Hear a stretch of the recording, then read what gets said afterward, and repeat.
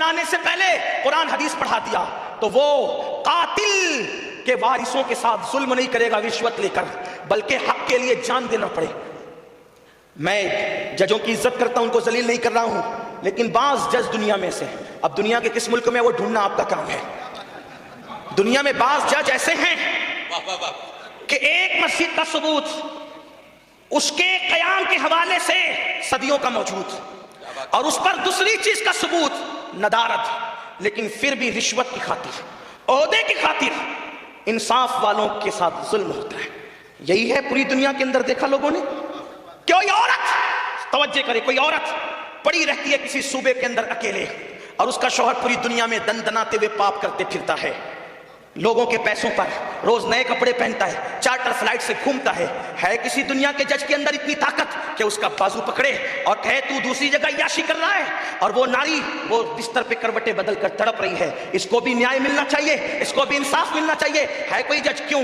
اس لیے کہ ان ججوں کے پاس، ان دنیا کے ججوں کے پاس قرآن اور حدیث کا علم نہیں، مصطفیٰ جان رحمت صلی اللہ علیہ وآلہ وسلم کا قانون ان کے پاس نہیں۔ لیکن دیکھ، اب میں اپنے ہندوستان کا ایک جج تجھے بتاتا ہوں۔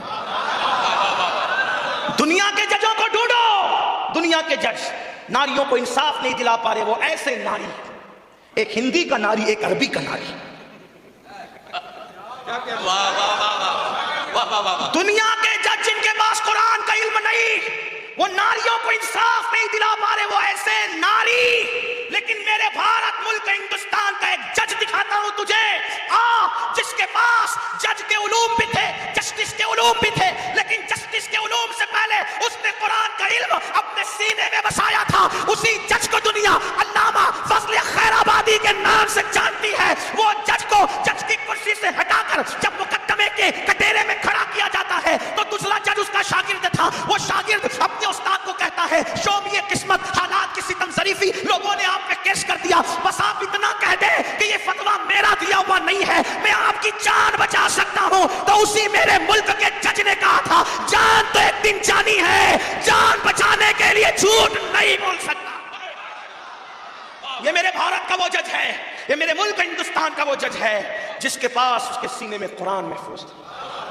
دیکھا، اس لیے اپنے بچوں کو پہلے قرآن والا، صاحب قرآن والا بناؤ، ورنہ آپ کے بچے بھی وہی کریں گے جو دنیا کے جج کر رہے ہیں۔ ہاں، ظلم والوں کی مدد کریں گے، مظلوم پہ مزید ظلم کریں گے۔